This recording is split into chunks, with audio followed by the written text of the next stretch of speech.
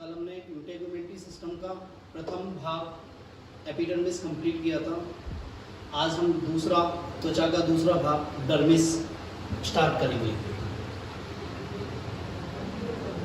Dermis चल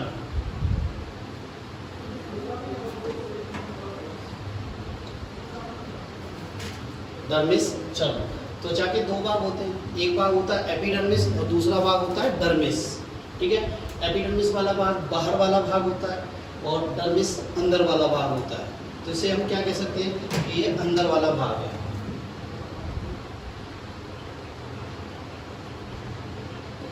किसका? Skin का, त्वचा का। एक्चुअली ये एपिडर्मिस से 2 से 3 टाइम्स थिकर होता है। थिकर मीन्स मोटा होता है।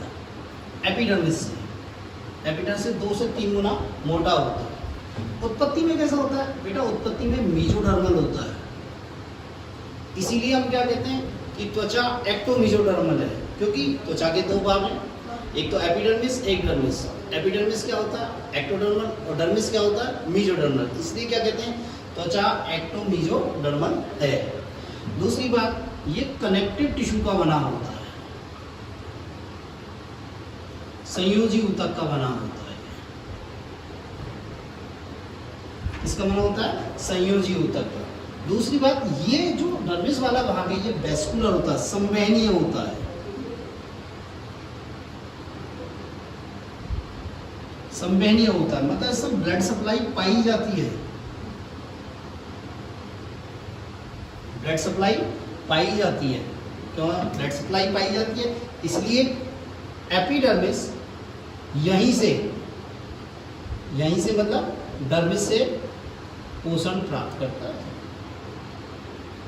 पोषण प्राप्त करता है। ठीक है।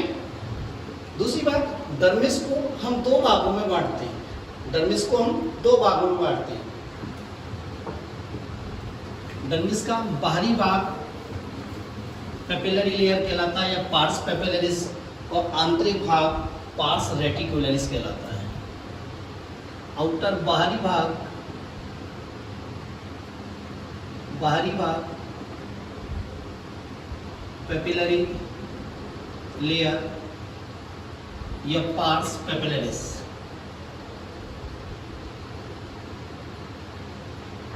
आंतरिक भाग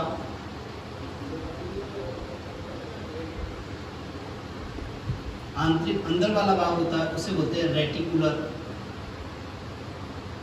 लेयर या पार्स रेटिकुलरिस।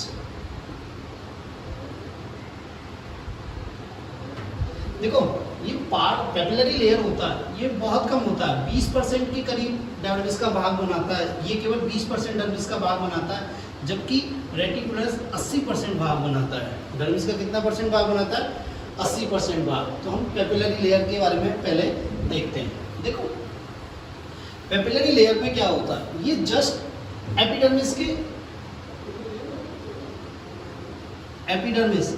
कौन सी? स्ट्रेटम मेलपिजी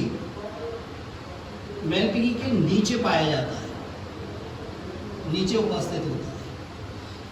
इसी स्तर में, पेपिलरी स्तर में ही रेटिपेक्स पाए जाते हैं। क्या पाए जाते हैं? मतलब स्ट्रेटम मेलपिजी के जो उभार होते हैं उन्हें क्या बोलते हैं? रेटिपेक्स, जो इसमें ही पाए जाते हैं। दूसरी बात, इस वाले स्तर में जो तंतु होते हैं, कौन कौन से? कोलेजन तंतु, इलास्टिक तंतु, ये क्या होते हैं? पतले होते हैं, और ये रक्त वाहिनियों के साथ मिलकर, ब्लड कैपिलरीज के साथ मिलकर, रक्त केशिकाओं के साथ मिलकर पतला एक बहुत पतली सी परत बनाते हैं। क्या करते हैं? बहुत पतली सी परत बनाते हैं। एपिडर्मिस इसी स्तर से पोषण प्राप्त करती है। एपिडर्मिस जो पोषण प्राप्त करती है वो पेपिलरी स्तर से ही प्राप्त करती है। नेक्स्ट आता है आंतरिक भाग, पार्स रेटिकुलरिस। पार्स रेटिकुलरिस, देखो ये 80% होता है। ये क्या होता है? 80% होता है। इसमें जो तंतु होते हैं तंतु होते, कोलेजन तंतु, इलास्टिक तंतु।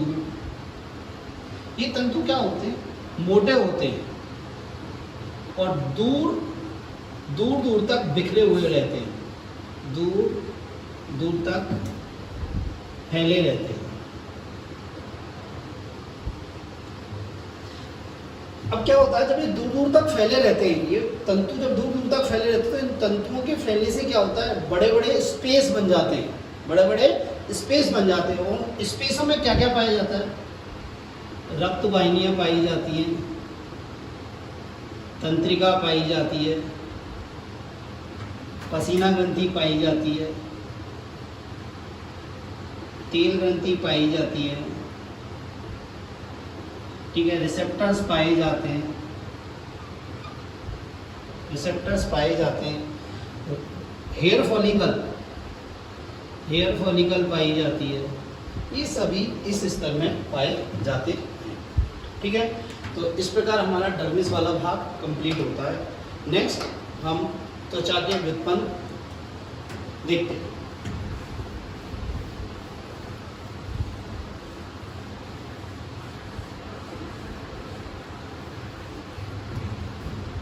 नेक्स्ट आता है त्वचा के व्युत्पन्न।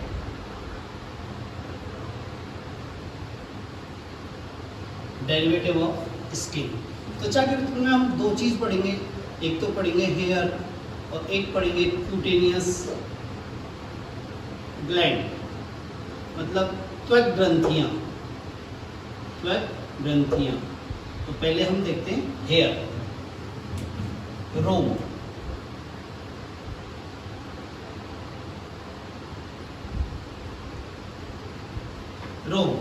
रोम के अध्ययन को क्या बोलते हैं? Study of hair, ट्रिकोलॉजी।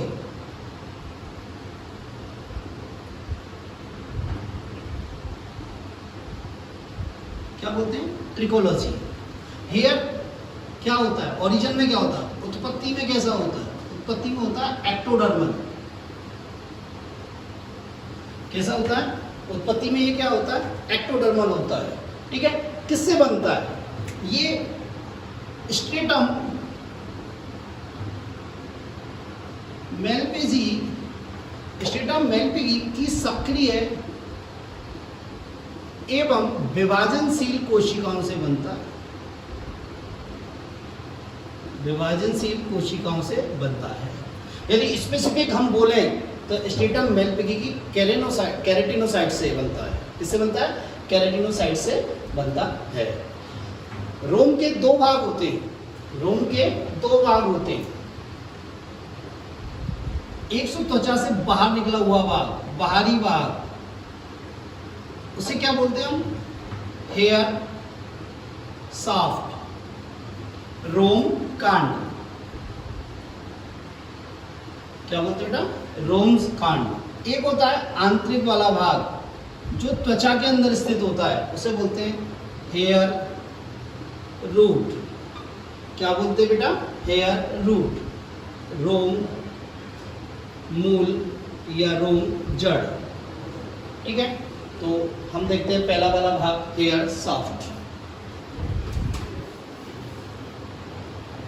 पहला भाग देखते हैं हेयर साफ्ट।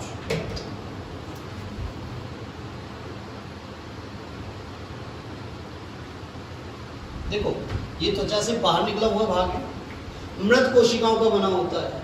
किसका होता है? मृत कोशिकाओं का बना होता है।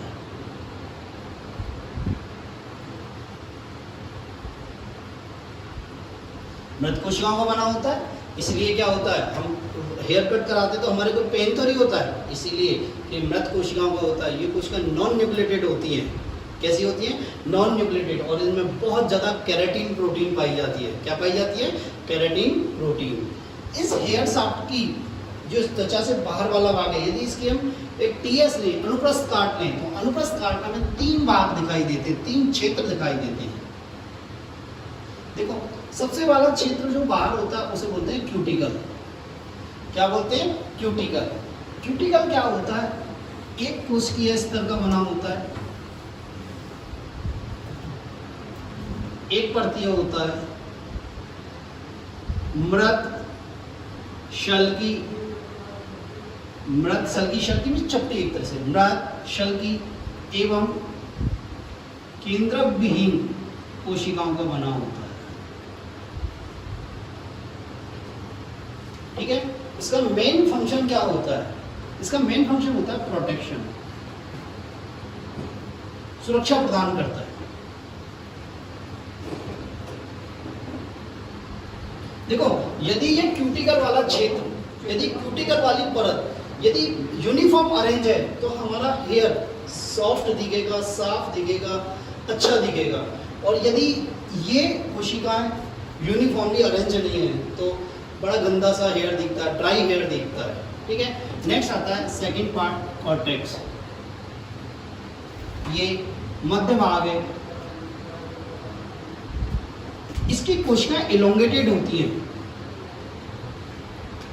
मतलब लंबी दीर्घित कोशिकाएं होती हैं, इलोंगेटेड सेल्स होती हैं। और ये अधिक मतलब एक 3 से 4 परतों का बना होता है, कोशिका की 3 से 4 परतों का बना होता है। देखिए, ये वाला भाग जहाँ मैं लाइनिंग कर रहा हूँ, ये कॉर्टेक्स वाला भाग है।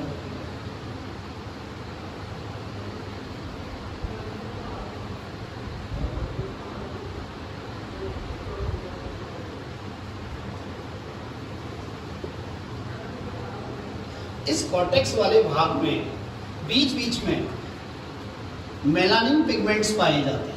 क्या पाए जाते हैं? Melanin pigments. तो इन कोशिकाओं के बीच में क्या पाए जाते हैं? मेलानिन वर्णक पाए जाते हैं, जो क्या करते हैं? हमारे बाल को, हमारे हेयर को कलर प्रदान करते हैं। क्या करते हैं? कलर देते हैं। यदि ये मेलानिन वर्णक अधिक मात्रा में होते हैं, अधिक होते हैं, तो हमारा जो हेयर होता है उसका कलर होता है काला, ब्लैक होता है। यदि कम है तो होगा ब्राउन, और यदि एब्सेंट है तो हेयर क्या होगा? व्हाइट कलर का दिखेगा। क्या दिखेगा? व्हाइट कलर का दिखेगा। ठीक है, इसके बाद आता है इसका मध्य स्तर, जिसे हम बोलते हैं मेडुला। मेडुला मध्य स्तर होता है। ये भी क्या होता है? बहुपर्तीय होता है। ये भी क्या होता है? बहुपर्तीय होता है। और इसकी कोशिकाएं होती है वो बहुभुजीय कोशिकाएं होती हैं। कैसी होती हैं? बहुभुजीय कोशिकाएं होती हैं। बहुभुजीय कोशिकाएं होती हैं, आपस में पैक होती हैं। कोशिकाएं आपस में क्या होती हैं? पैक होती हैं। बहुभुजीय कोशिकाएं होती हैं, आपस में पैक होती हैं। और इनमें क्या पाए जाते हैं? एयर सैक पाए जाते हैं। क्या पाए जाते हैं? एयर सैक पाए जाते हैं। ये मेडुला वाला भाग हमारे रोम का अक्ष बनाता है। क्या बनाता है? रोम का अक्ष बनाता है। क्या बनाता है? रोम का अक्ष बनाता है। ठीक है, जो बाल या जो हेयर हमारी भ्रूणीय अवस्था में पाए जाते हैं, किसमें पाए जाते हैं? भ्रूणीय अवस्था में, उन्हें बोलते हैं लेनिगो। क्या बोलते हैं बेटा? लेनिगो। और लेनिगो में मेडुला एब्सेंट होता है। लेनिगो में क्या होता है? मेडुला एब्सेंट होता है। क्या होता है बेटा? मेडुला एब्सेंट होता है।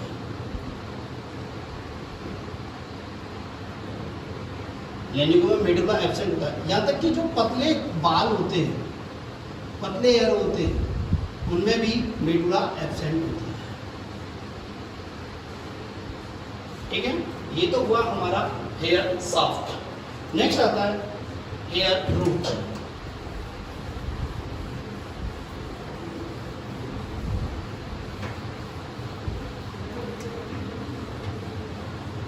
नेक्स्ट वाला भाग आता है हमारा हेयर रूट।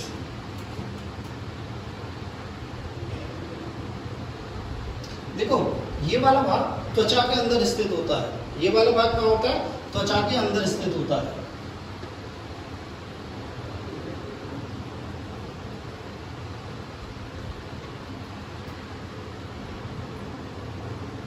त्वचा के अंदर स्थित होता है। अब होता क्या है? देखो, ये हमारी एपिडर्मिस है। ये क्या है? हमारी एपिडर्मिस। ये एपिडर्मिस की जो सबसे आंतरिक स्तर की कोशिकाएं, मतलब स्ट्रेटम मेलपिकी की कोशिकाएं, वो इस प्रकार डर्मिस में क्या हो जाती है, अंतर्वलित हो जाती है। डर्मिस में क्या हो जाती है, अंतर्वलित हो जाती है, और अंतर्वलित होकर क्या बनाती है, हेयर फॉलिकल बनाती है। क्या बनाती है, हेयर फॉलिकल, रोम पुट्टिका।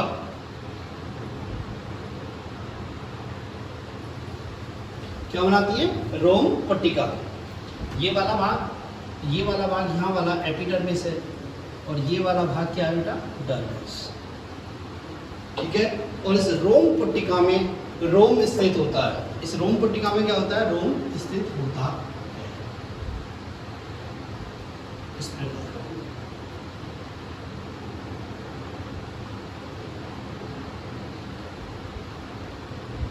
इस प्रकार ये रोम स्थित होता है। ठीक है, अब हेयर फॉलिकल शब्द आता है। हेयर फॉलिकल क्या है, देखें, हेयर फॉलिकल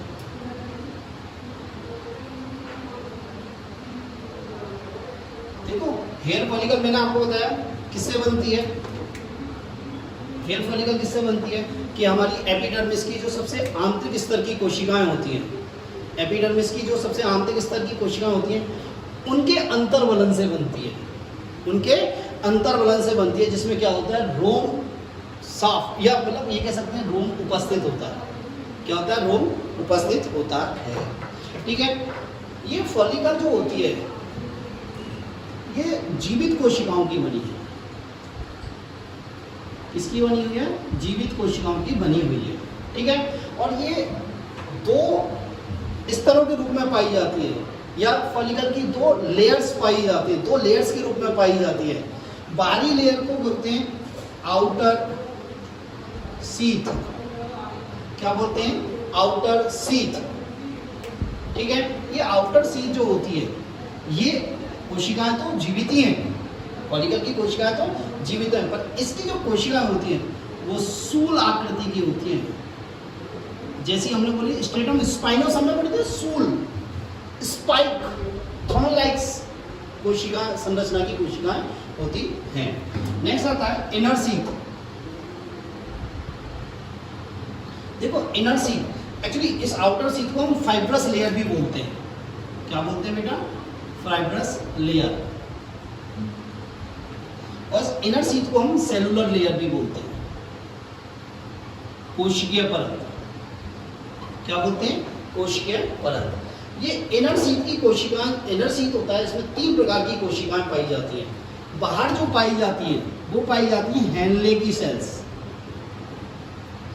अंदर जो मध्य में पाई जाती है वो होती है हक्सले की सेल्स।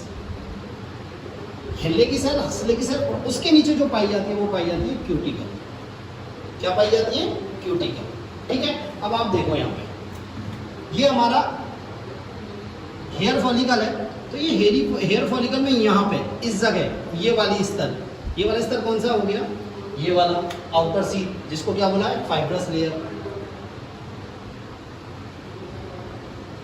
फाइब्रस लेयर मीन्स क्या हो गया, तंतु में परत। ठीक है, ये वाली लेयर हो गई, ये आंतरिक लेयर, इसको क्या बोल दिया, इनर सीथ, सेलुलर लेयर।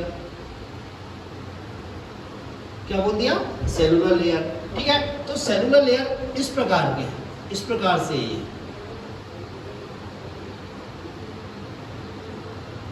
इसी प्रकार से ये फाइब्रस लेयर है, कंप्लीट में है, पूरे उसमें फॉलिकल में ये फाइब्रस लेयर हो गई। ठीक है, अब इस सेलुलर लेयर में यहाँ पे यदि हम यहाँ माने इस प्रकार, यहाँ पे ये तो हो गई हेनले की लेयर। क्या हो गई, हेनले की लेयर। ठीक है, ये वाली हो गई हक्सले की लेयर, और इसके जस्ट नीचे, यहाँ इसके जस्ट नीचे ये वाला भाग, इस भाग को बोलते हैं हम क्यूटिकल। ये क्यूटिकल सेम ऐसी होती है जैसे हमने बोला था हेयर शाफ्ट की क्यूटिकल होती है, इस प्रकार की सेम क्यूटिकल होती है। ठीक है, नेक्स्ट देखें, हेयर रूट का, ये हेयर रूट का नीचे वाला बेस वाला भाग फूला हुआ रहता है। हेयर रूट का नीचे बेस वाला भाग फूला हुआ होता है। ठीक है, जिसे क्या बोलते हैं, हेयर बल्ब। क्या बोलते हैं, हेयर बल्ब।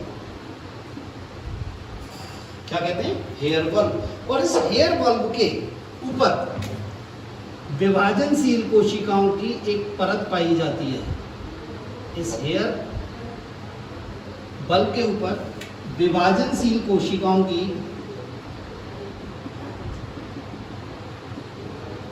एक परत पाई जाती है, जिसे क्या बोलते हैं, जर्मिनल या जर्मिनल लेयर।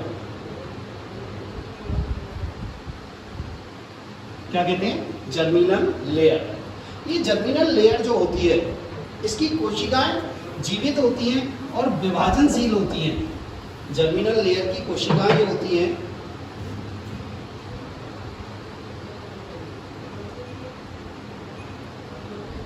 जर्मिनल लेयर की कोशिकाएं होती हैं, वो क्या होती हैं, जीवित होती हैं एवं विभाजनशील होती हैं।